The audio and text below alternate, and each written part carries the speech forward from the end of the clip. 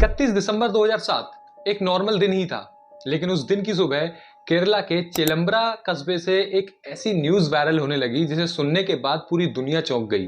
चेलम्बरा कस्बे का वो छोटा सा बैंक एक नॉर्मल बैंक ही था, लेकिन उस बैंक में इतिहास की सबसे बड़ी चोरी की गई, जिसमें लगभग 80 किलो सोना और 50 करोड़ रुपए चुराए गए। तो आइए आज की इस वीडियो में मैं आपको पूरा मैटर समझाता हूं, आपको उस बैंक रॉबरी के रियल फोटोज दिखाता हूं और आपको ये चीज बताता हूं कि कैसे वो बॉलीवुड की फिल्म धूम से कंपेयर करे जाने लगी।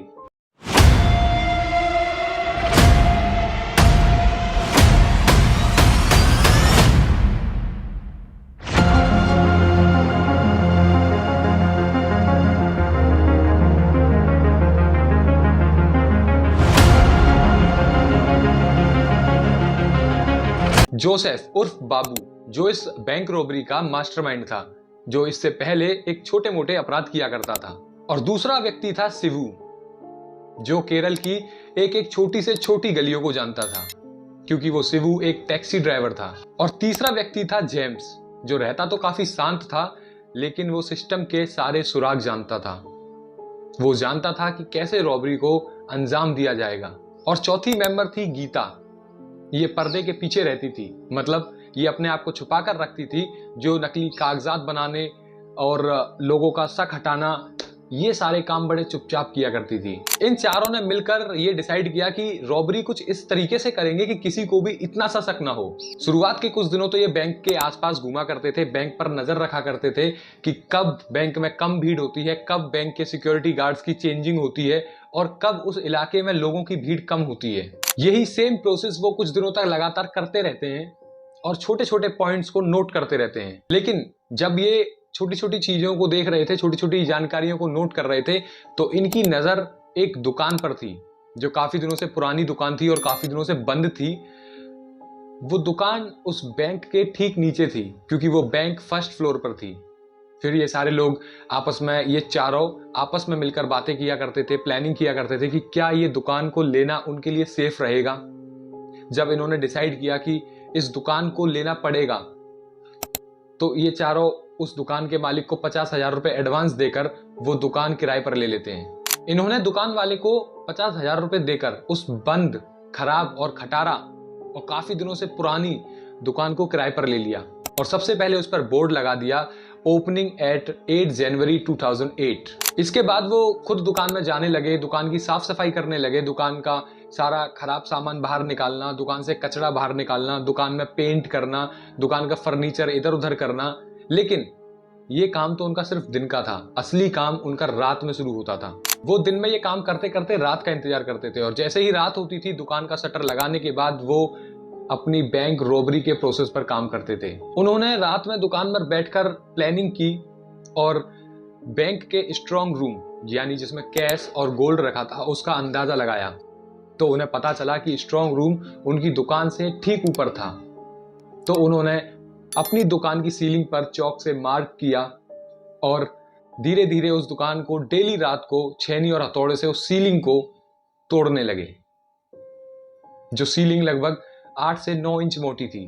वो रोज रात को धीरे धीरे उस सीलिंग को तोड़ते और जो छोटा मोटा कचरा जैसे कंक्रीट और पत्थर उस सीलिंग से निकलते, उनको वो तुरंत पन्नी या कपड़े में बांधकर कचड़े में डेली फेंक दिया करते थे, ताकि किसी को शक ना हो। ये प्रोसेस करते करते आती है 29 दिसंबर 2007 की रात।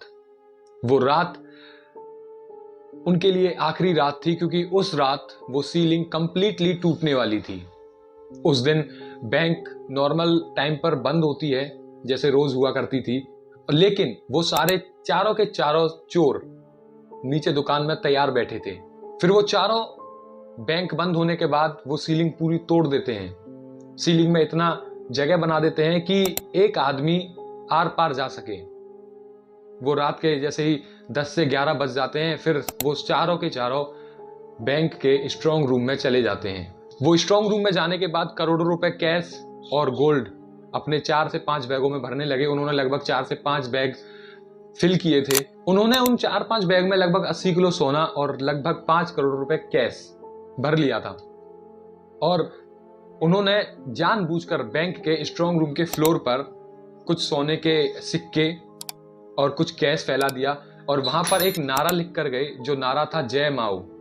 वो सारे लोग ये सारी चीज करने के बाद अपने सभी बैग्स को नीचे दुकान में फेंकते हैं और उन्होंने पहले से ही दुकान के पास में एक वैन खड़ी कर रखी थी, जिस वैन में वो सारे बैग्स को ले जाकर वहां से गायब हो जाते हैं। सुबह अपने समय पर बैंक खुलती है, फिर बैंक के सारे कर्मचारी बैंक में आते हैं। तो कर्मचारियों को ये अंदाजा नहीं था कि आज उन्हें बैंक में देखने को क्या मिलेगा। बैंक के कर्मचारी बैंक में आए, उन्हें देखा कि स्ट्रांग रूम में बहुत बड़ा छेद हो रखा है स्ट्रांग रूम के फ्लोर पर, और वहां पर काफी मलबा पड़ा है, तोड़ फोड़ हो रखी है।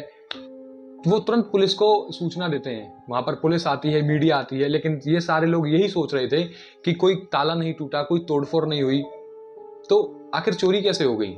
फिर ये रॉबरी केस संभाला मलमपुरम के एसपी पी विजयन ने। उन्होंने अपनी टीम के साथ मिलकर सबसे पहले दुकान में मिले औजार, कुछ टूल्स और फिंगरप्रिंट्स, इन सब की जांच करवाई। वो लगभग बहुत इन्वेस्टिगेट करने लगे और पास के ऑटो चालक, रिक्शा चालक और ये होटल वाले, दुकान वाले, इन सबसे पूछताछ करने लगे। फिर इतना प्रोसेस करने के बाद पुलिस को मिलता है एक सबसे इंपॉर्टेंट क्लू, एक फोन कॉल, जिस फोन कॉल के हेल्प से वो धीरे धीरे इन चारों के करीब पहुंचने लगी पुलिस। ऐसे ही धीरे धीरे इन्वेस्टिगेशन करते करते करते करते 7 हफ्ते लग गए और लगभग 57 दिन बाद पुलिस ने उन चारों को पकड़ लिया। चोरी होने के दूसरे दिन पुलिस और मीडिया, इन सब का ध्यान एक स्लोगन ने खींच रखा था, जो स्लोगन ये वहां पर लिख कर आए थे, जय माओ। तो पुलिस ने इस स्लोगन को एक नक्सलवादी एंगल से देखना शुरू कर दिया, क्योंकि उस वक्त केरला में ऐसी नक्सलवादी घटनाएं बहुत हो रही थी। और उसी ड्यूरिंग जब पुलिस ने चोरी के बाद होटलों से जानकारी ली, तो होटलों वालों ने बताया कि कुछ लोग आकर यहाँ पर स्टे कर रहे थे जो दिखने में नक्सलवादी लग रहे थे। पुलिस को फोन कॉल मिलता है, जिस फोन कॉल में वो आपस में बात कर रहे थे। फिर पुलिस तुरंत उस फोन कॉल को ट्रेस करती है, फिर केरला के काइलैंडी में जाकर बाबू को गिरफ्तार कर लेती है। फिर जब बाबू पकड़ में आ गया था, तो धीरे धीरे पुलिस सभी चोरों को पकड़ लेती है। फिर सभी चोरों को 10-10 साल की जेल की सजा सुनाई जाती है। और जब पुलिस ने उन सबको पकड़ लिया था, तो जब उनसे पूछताछ की गई कि आखिर वो सारा पैसा, कैश, गोल्ड कहां पर है, तो पुलिस ने उनसे इन्वेस्टिगेशन करने के बाद लगभग 80% जो चोरी हुई थी उसका 80% रिकवर कर लिया। 20% वो खर्च कर चुके थे। उन चोरों ने ये चोरी, ये बैंक रॉबरी बॉलीवुड की मूवी धूम से इंस्पायर होकर की थी। लेकिन वो चोर ये नहीं जानते थे कि मूवी और रियल लाइफ में बहुत फर्क है। मूवी स्क्रिप्टेड होती है और रियल लाइफ स्क्रिप्टेड नहीं होती। सो आज के लिए बस इतना ही। मिलता हूं नेक्स्ट वीडियो में ऐसे ही किसी मजेदार टॉपिक से। Do subscribe, do your valuable comment and share this video.